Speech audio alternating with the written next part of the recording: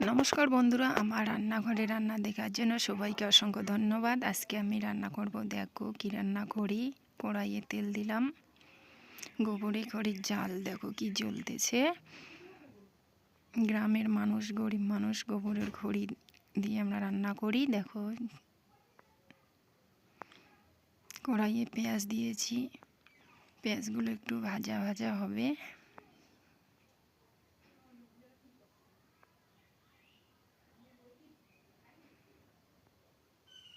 আর যারা যারা আমার রান্না দেখেছো তারা কমেন্ট করবে প্লিজ।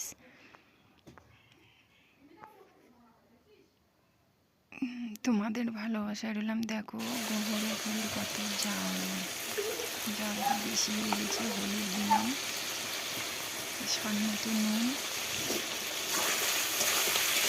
চিকেনটা আমি এখন নাড়াচাড়া করবো নুন হলুদ দিয়ে।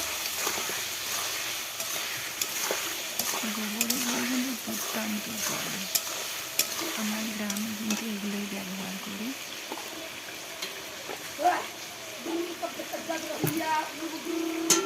একটা টমেটো কেটে নিয়েছি, আর এতে আমি জিরে বাটা, আদা রসুন একসাথে বেটে নিয়েছি।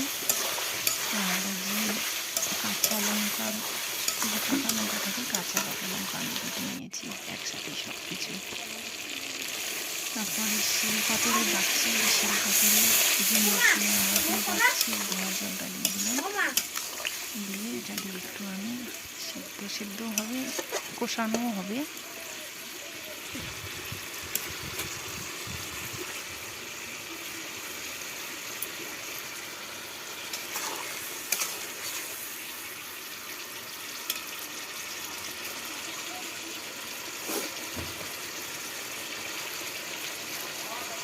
বন্ধুরা, আমার রান্না তোমাদের কেমন লাগবে তোমরা কমেন্ট করবে।